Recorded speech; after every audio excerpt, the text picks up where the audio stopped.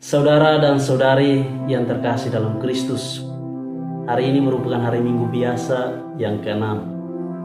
Bacaan-bacaan suci yang kita dengarkan hari ini sungguh-sungguh menarik untuk kita renungkan, khususnya dalam bacaan Injil yang dilukiskan oleh Injil Markus bab 1 ayat 40 sampai 45. Yesus menyembuhkan seorang yang sakit kusta. Saudara dan saudari yang terkasih dalam Kristus, orang sakit umumnya mencari untuk sembuh sesuai dengan kemampuan atau finansialnya. Ada yang langsung pergi ke dokter, ada yang langsung pergi ke mantri atau perawat, dan ada pula yang pergi ke tukang pijat. Saudara dan saudari yang terkasih dalam Kristus, Injil hari ini mengisahkan tentang Yesus menyembuhkan seorang yang sakit kusta. Ketika si kusta itu datang dan memohon kepada Yesus, "Kalau engkau mau, engkau dapat mentahirkan aku." Ketika Yesus mendengar perkataan si kusta itu, tergeraklah hatinya oleh belas kasihan, dan ia mengulurkan tangannya dan menyembuhkan si kusta itu. Yesus berkata, "Aku mau, jadilah engkau tahir." Saudara dan saudari yang terkasih dalam Kristus, setelah Yesus menyembuhkan si kusta itu, Yesus tidak menyuruh dia untuk pergi mandi, tetapi Yesus meminta dia untuk pergi memperlihatkan dirinya kepada imam. Ada tujuan luhur di dalam suruhan ini, yakni agar setiap orang yang menyaksikan peristiwa itu, jika di masa mendatang juga mengalami karunia Tuhan, haruslah diutamakan rasa syukur kepada Tuhan.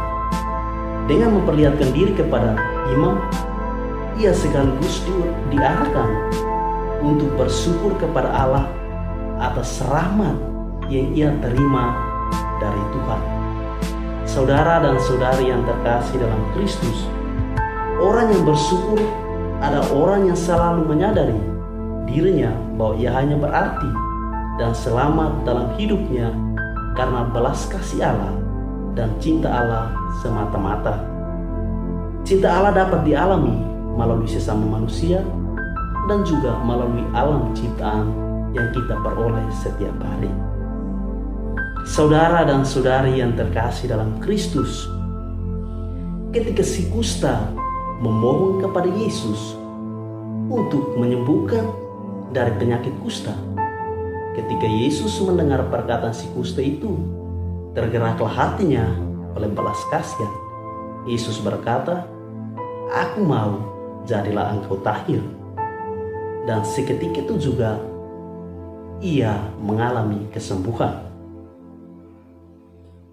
Saudara dan saudari yang terkasih dalam Kristus, inilah kenyataan dari sebuah jawaban atas kerinduan yang mendalam dari orang yang telah merasa hidupnya tidak berarti lagi.